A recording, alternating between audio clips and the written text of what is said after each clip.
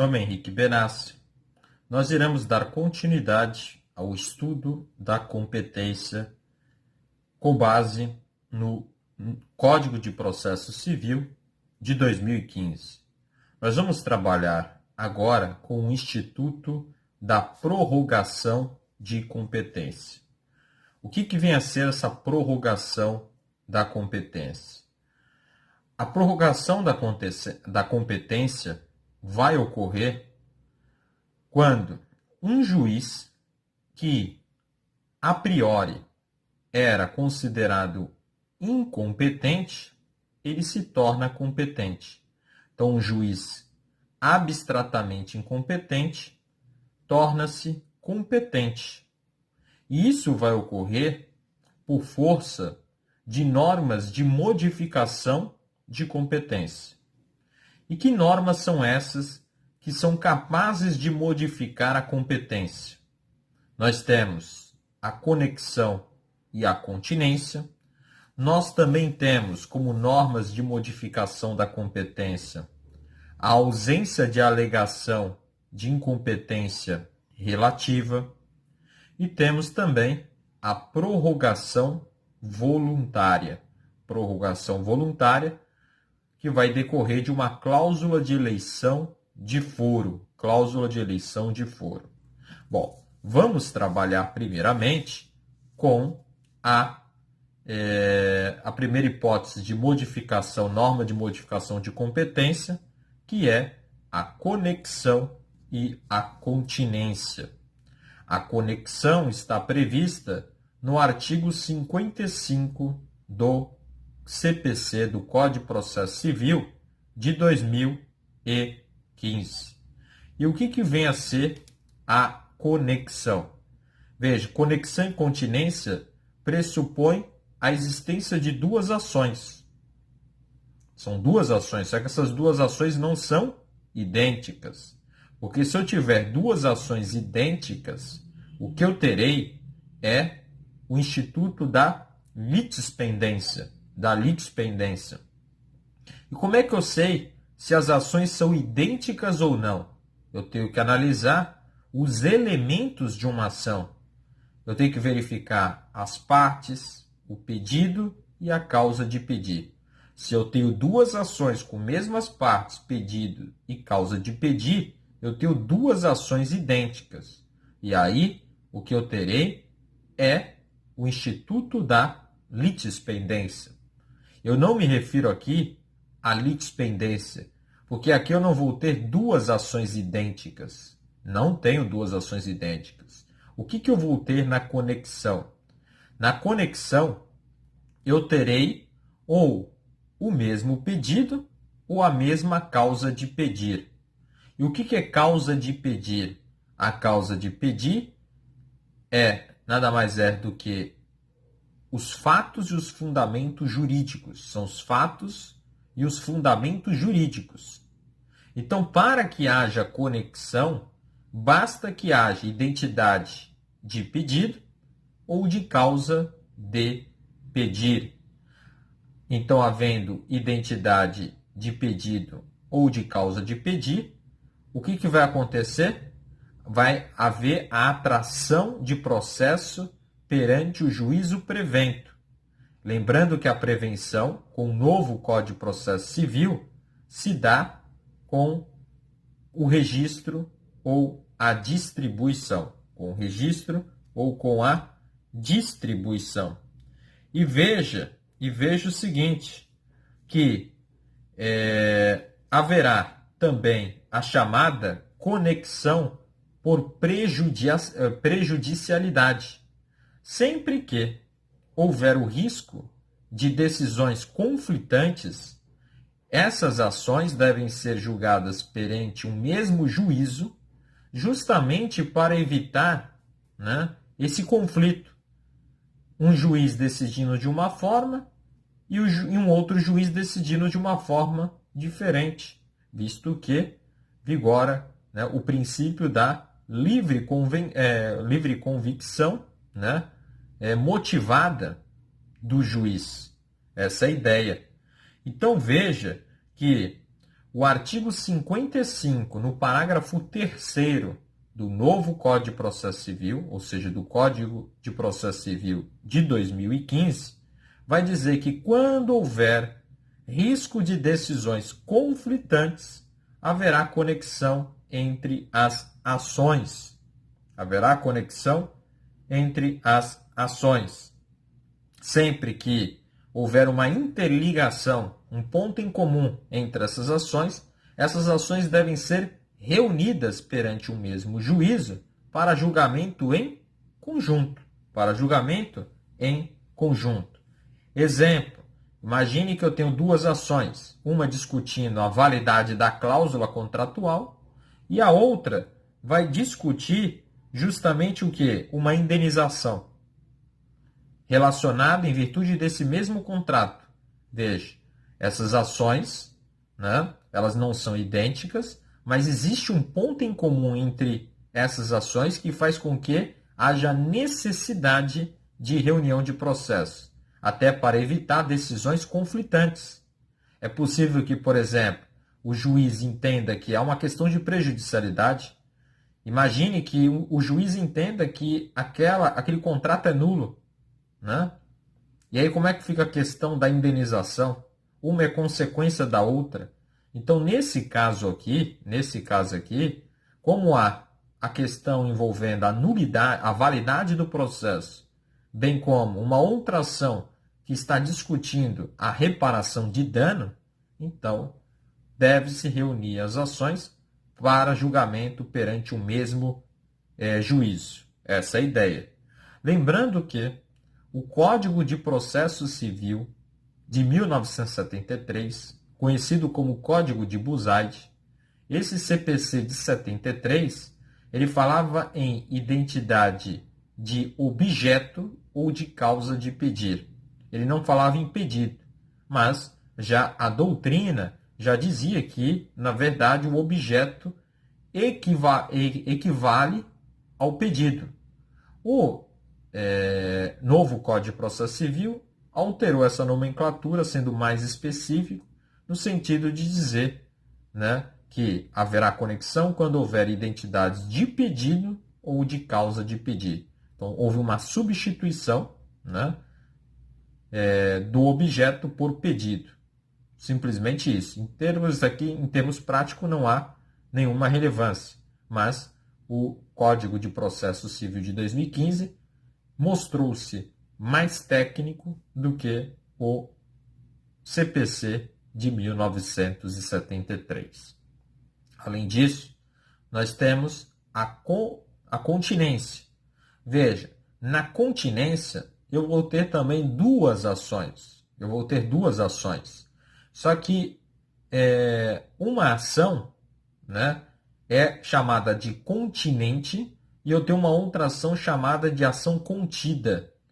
A ação continente é a ação mais ampla, porque ela tem as mesmas partes, o mesmo pedido, então tem a mesma causa de pedir, as mesmas partes. Só que na ação continente, o pedido é mais amplo do que a ação contida. Então, a identidade entre as ações continente e contida, a identidade de partes e causa de pedir. O que difere é no pedido. O pedido da ação continente é mais amplo do que o da ação contida. E justamente por isso que vai haver uma reunião de processos para ser julgado perante o mesmo juízo.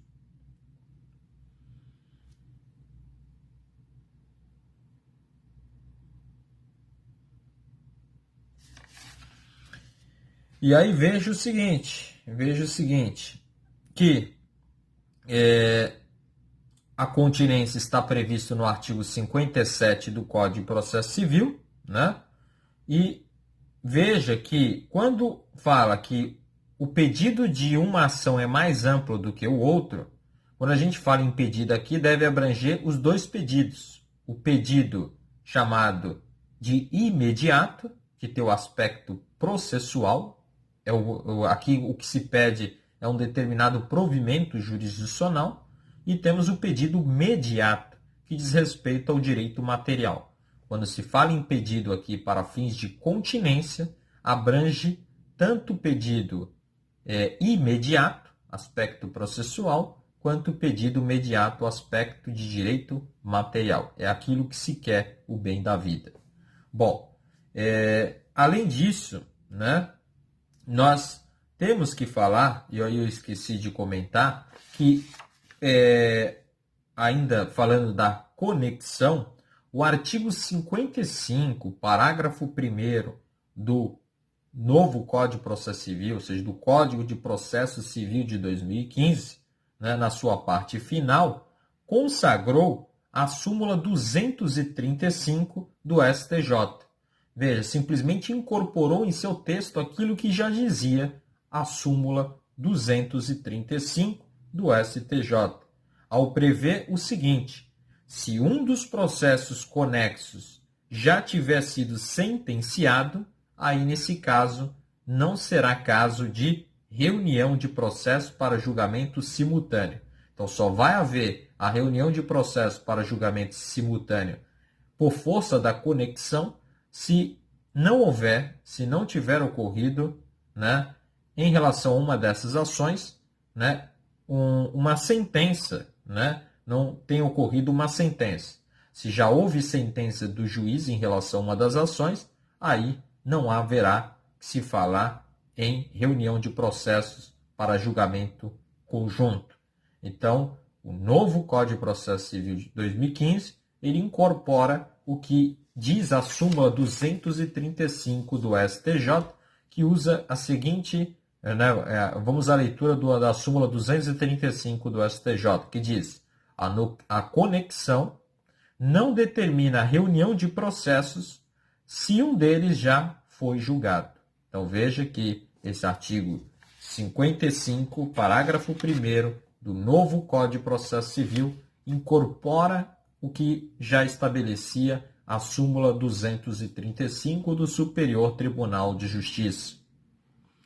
Agora veja, o artigo 55, parágrafo 2º do Código de Processo Civil de 2015 acaba com a discussão acerca da possibilidade de se reunir a execução com ação de conhecimento. Veja, o novo Código de Processo Civil ele vai permitir que haja reunião de uma ação cognitiva de conhecimento com uma ação executiva. Exemplo, é possível haver a reunião de uma ação de revisão, né, de contrato, para que haja revisão de cláusulas contratuais, com também o quê? Uma ação de execução desse contrato. É perfeitamente possível a reunião aqui. Para a reunião não é necessária, né, não é necessário que as duas ações sejam de conhecimento.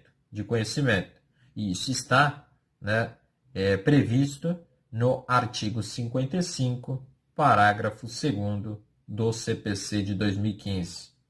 Além disso, isso é no inciso 1, o parágrafo 2º, inciso 1. Além disso, nós temos o artigo 55, parágrafo 2º, inciso 2, do Código de Processo Civil, que vai prever o seguinte, que quando um mesmo título executivo gerar diversas execuções, essas diversas execuções deverão ser reunidas perante um mesmo juízo. Então, essa é a inteligência do artigo 55, parágrafo 2º, inciso 2 do Código de Processo Civil de 2015. Agora sim, né, continuando a falar sobre a continência. Vimos que a continência encontra previsão no artigo 57 do Código de Processo Civil e que a continência vai ocorrer também, vai provocar reunião de processo para julgamento conjunto. Na continência, eu tenho as mesmas partes e mesma causa de pedir, só que uma ação contém um pedido mais abrangente do que a outra ação. E aí é chamada de ação continente. Eu tenho a ação continente, que é aquela que tem o pedido mais amplo, e eu tenho ação contida, que é aquela que tem o pedido menos amplo. Na continência haverá a reunião de processos para julgamento em conjunto. Lembrando que esse pedido, né, esses pedidos que serão analisados para fins de continência, esse pedido abrange tanto o pedido imediato, que é o aspecto processual do pedido, diz respeito ao tipo de provimento jurisdicional, e o pedido mediato, que trata de questão de direito material, o bem da vida que se quer, né, que se almeja obter naquele processo. E aí nós vimos que, havendo continência, se a ação continente, que é a ação maior, que tem aquele pedido mais abrangente, for proposta antes da ação contida, que é aquela ação menor, que tem o pedido menos abrangente, essa ação contida deverá ser extinta sem resolução do mérito. Então, olha como é que é importante. Aqui, o Código de Processo Civil, ele dá importância para qual ação foi proposta primeiro, se foi ação continente ou ação contida. Se foi a ação continente a primeira ação proposta, eu vou extinguir a ação contida, porque a ação contida ela contém um pedido menor. Então, essa é a ideia. Agora, e se for o inverso? A ação contida, que é aquela ação que contém um pedido menor, foi proposta antes da ação continente. Aí sim, será caso de reunião de processos para julgamento em conjunto. É o que dispõe o artigo 57 do Código de Processo Civil de 2015. É importante, né, não confundir o Instituto da Continência com o Instituto da Litispendência Parcial, né? Na continência, veja, eu tenho um pedido que é mais abrangente que o outro. Eu tenho duas ações que não são idênticas. Por quê? Para que as ações sejam idênticas, tem que haver identidade de partes, pedido e causa de pedir. Isso que é necessário para que as ações sejam idênticas. A continência, não há identidade de todos os elementos. Na continência, o pedido de uma ação é mais abrangente do que o pedido da outra ação. Então não dá para falar em identidade, porque não há uma perfeita identidade entre essas ações. E aí nós conseguimos diferenciar a continência da litispendência parcial. Enquanto na continência eu tenho um pedido que é mais abrangente que o outro, e aí então eu tenho duas ações, uma chamada de continente, ação mais abrangente, e com pedido mais abrangente eu tenho uma ação contida, que é aquela que tem um pedido menor, menos abrangente. E isso difere da litispendência parcial, porque na litispendência parcial, o que vai acontecer? Haverá uma repetição de pedidos, né? Só que haverá uma repetição de pedidos formulados pelo autor, só que numa das ações a pessoa vai incluir outros pedidos. Então, por exemplo, imagine que na ação A, na ação 1, eu tenho o pedido A e B. E na ação 2, eu tenho o pedido que A, B e C. Veja, em relação ao pedido A e B, a identidade. Só que ela é considerada como uma litispendência parcial porque na segunda ação o autor colocou mais pedidos do que na outra ação.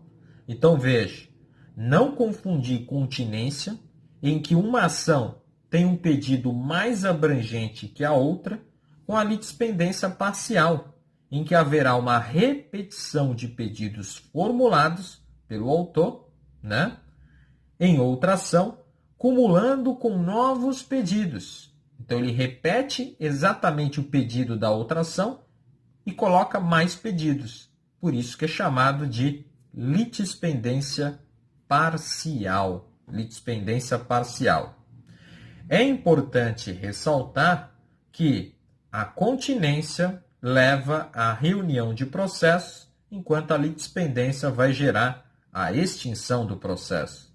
Mas veja, quando a gente fala em litispendência parcial e o Instituto da Continência, essa discussão de qual a diferença entre litispendência parcial e continência, diz que essa discussão é meramente acadêmica.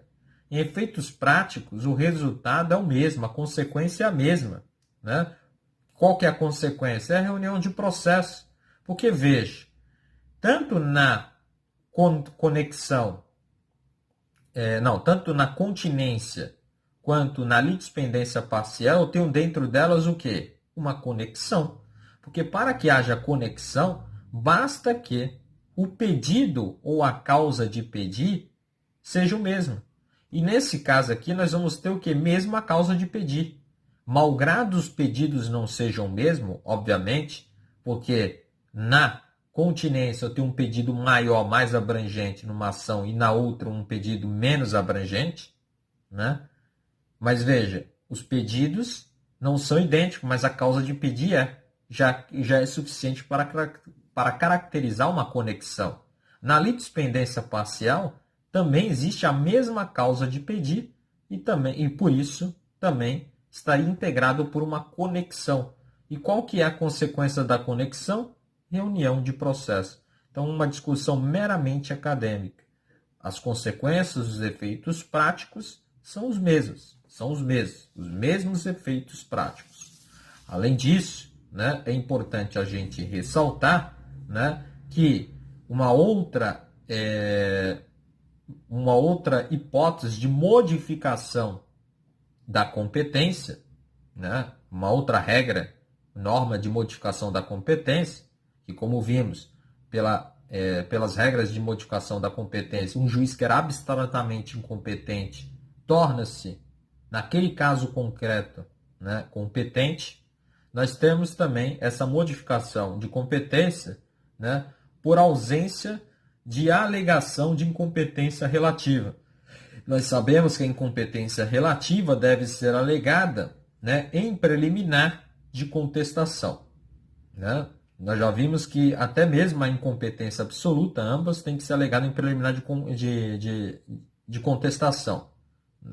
O novo Código de Processo Civil extinguiu um mecanismo, né, de exceção de incompetência, simplificando, né, o procedimento, né, do Código de Processo Civil.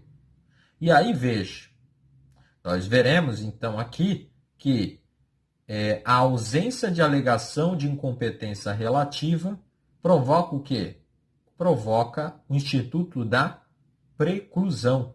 Então, aquele juiz que ele não era competente, pelo fato de ter ocorrido a preclusão, que é a perda do direito de praticar o ato processual, no caso aqui uma preclusão temporal, por não ter feito no prazo, dentro do prazo oportuno, né? Então, por ele não ter feito naquele momento, o que vai acontecer? Nesse caso, precluiu.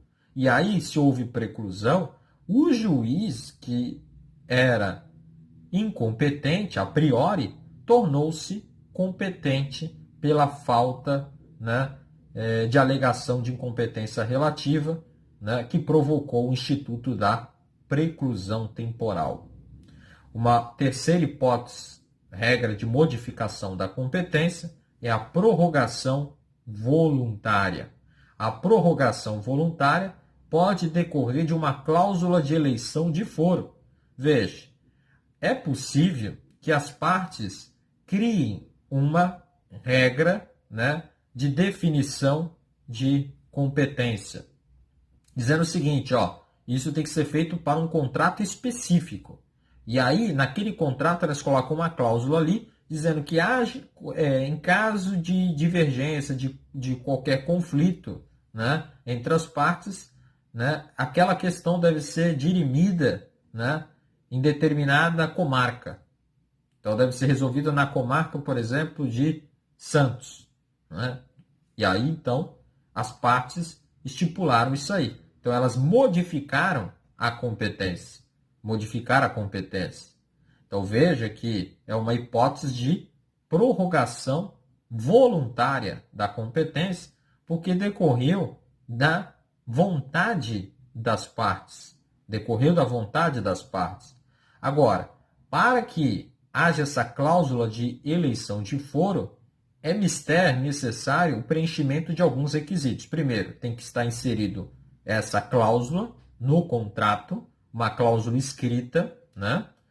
Além disso, tem que dizer respeito a um negócio jurídico específico, não pode dizer respeito a todo e qualquer negócio jurídico, né? Além disso, só se aplica para direitos obrigacionais. Nós sabemos que o contrato é uma fonte de obrigação, do contrato nasce obrigações, né?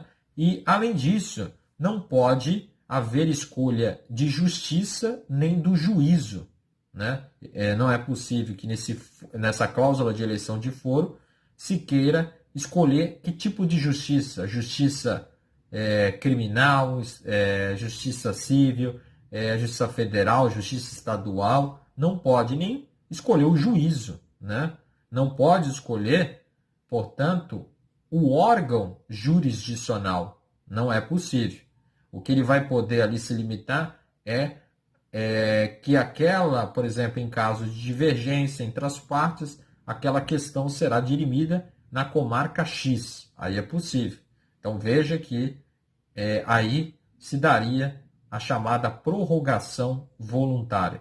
Essa prorrogação voluntária pode ocorrer por uma cláusula de eleição de foro, que é baseada no consenso, no encontro de vontade entre as partes, no momento em que celebraram o contrato, ou pode decorrer de uma vontade unilateral do autor, né? Isso se dá quando se cria para o autor, né, um foro específico, que é o do domicílio do autor, Nesse caso, ele pode abrir mão desse domicílio? Pode. Ele pode abrir mão desse domicílio que favorece. Então, ao invés de ele querer usar da regra, né, para aquele caso, vamos supor, consumidor. No caso de consumidor, existe um foro específico, né? Ele pode abrir mão e, ao invés de utilizar o foro dele, né, do consumidor, o domicílio do consumidor, e querer, por exemplo, aplicar a regra do CPC, que é o foro domicílio do réu? Sim. Né? Então, veja que isso, logicamente, essas hipóteses de modificação de competência só pode acontecer, obviamente, quando se tratar de competência relativa. Isso não é possível, né, que seja, não é possível que seja aplicado na hipótese de regras de competência absoluta.